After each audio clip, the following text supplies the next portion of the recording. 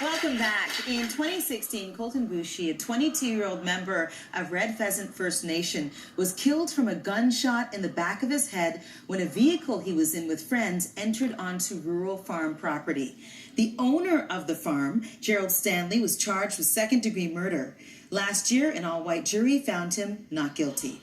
Well, a new documentary is bringing new attention to the case that rocked the country and divided so many. It is called Ni Powista Masuin, We Will Stand Up. Filmmaker Tasha Hubbard and the sister of Colten Boushine, Jade Tutusis, are both here with us today to tell us more about this. Welcome you both to the show.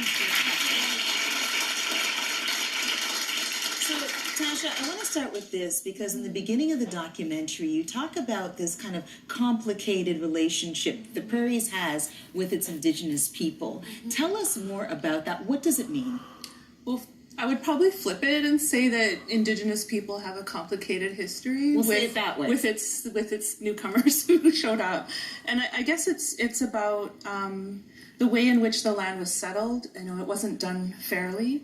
And, you know, Indigenous people entered into treaties with very good intention to uphold them, and then was quickly met by, you know, things like the Indian Act, which controlled our movement, which took away our leadership structure, which took away our children, you know, and you know, so those things aren't really known, you know, and so for me, when my little boy turned 6, I felt so sad. And I'm like, why am I feeling like this? And then I realized it's because for how many generations, that's the age where our children were taken from us. So those sorts of things aren't known, you know? And so, you know, there's a lot of tension that results, and there's a lot of stereotypes. There's a lot of, you know, those narratives about Indigenous people as criminals, as drunk, as late. All of these things are really, you know, baked in to help people understand Indigenous people. So it's complicated. I could make a whole film just about that, but I wanted to mention it. Yeah. Jade, this film follows you and the rest of Colten's family as the murder case, develops in court. And usually we see communities offering support and rallying around the victim or the victim's family in times of grieving like this. Can you share what your experience was like and what it was like for the family at the time? So my late brother Colten was a compassionate, a very caring, a very gentle young man, very hardworking. And that's the Colten that I grew up knowing. And when we lost Colten, when he was taken from us, there was this instant criminalization upon who he was to the rest of society. And this was evident in the way the investigation was handled, in the way that the police RCMP statement came out with regards to a theft investigation instead of the loss of a life. There was more weight put upon that. And we saw this evident throughout the trial where there was lots of questions as to what was he doing the day before, which was totally irrelevant to what happened on the day that he was taken. And there was more weight put upon him and the rest of those youth in that car as to their wrong or what they were doing as opposed to the wrongdoings of the man who took his life. And this is something that we have continued to have to humanize my brother to the rest of the world, bring attention to the beautiful human being he was and the person that we lost. Jade, you attended the jury selection for the trial, and can you tell us how it felt when you saw Indigenous people show up, register, only to be challenged and then turned away? Yeah, so I took in the jury selection because I wanted to better understand the process and exactly how it took place. And as I saw Indigenous people coming into the building, I wasn't sure if they were also there to observe until I saw them checking in at the registration table itself. And as I saw Indigenous people pulled out from the jury pool and take a step up to the line, for those who haven't seen a jury selection, basically the defense and the Crown can challenge instantly without any reason given, just by solely looking at the individual. And I give you that the defense barely glanced up from his paper, but instant challenge. And that was disheartening to see that no people of color nor Indigenous people were on the jury. It was as if we weren't allowed in that space. We were not evident and we were not apparent. Wow.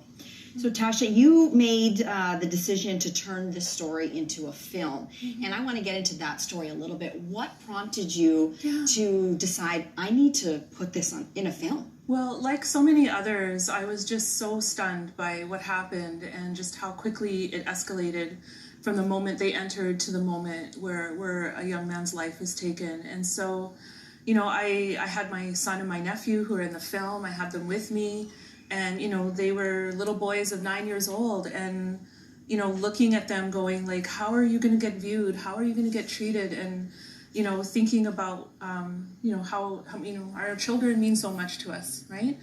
And maybe 2 days later, we went to a little lake, a little resort to grab a burger, and they made friends with these two non-Indigenous boys, and I was watching them laugh, and I found out later those boys were asking them questions about what is it to be Indigenous, and they were learning from each other.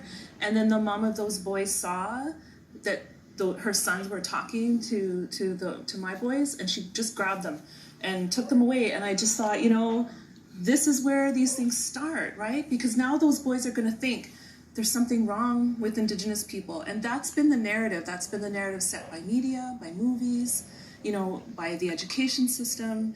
And so I just felt this story is so important. Colten's family and their loss needed to be told, and so, you know, we just put it together. Jade, in the doc, we see you take your fight for justice to Ottawa. You even tell your story before the United Nations. We're taught to believe in institutions like government and the police. Do they work for everyone? Is that your experience? Do you have faith that these traditional institutions can actually create change?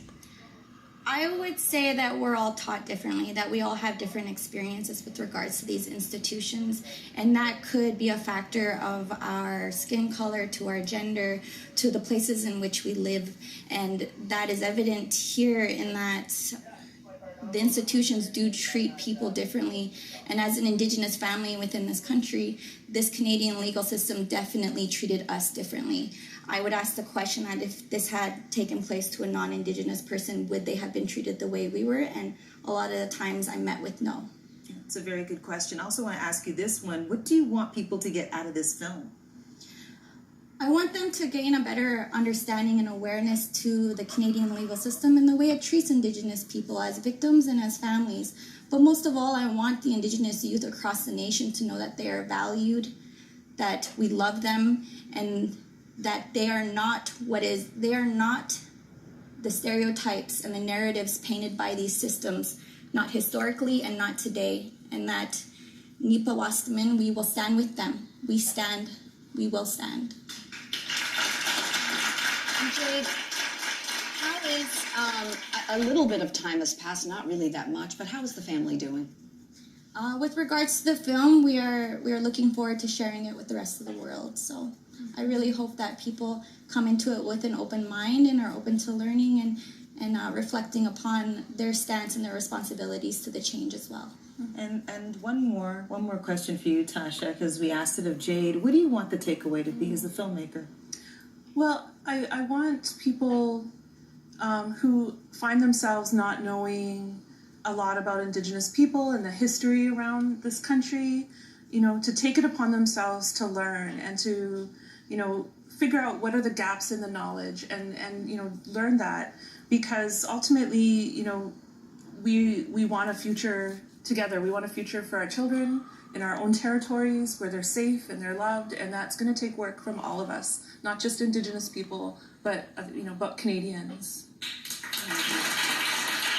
Thank you both. Thank you both for sharing your story today. Thank you. Thank you.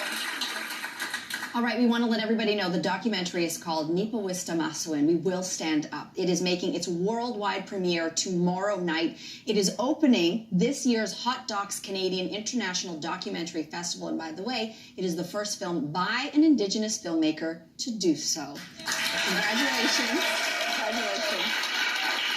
And we will be right back.